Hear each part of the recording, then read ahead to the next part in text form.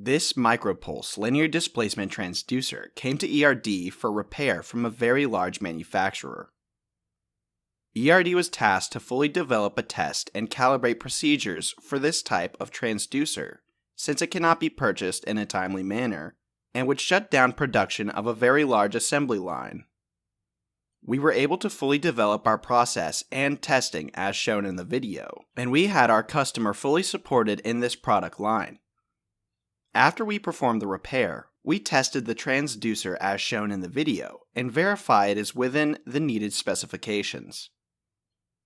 At ERD, we have worked on many types of encoders and transducers, and as always, perform a full rebuild and provide our 3-year warranty.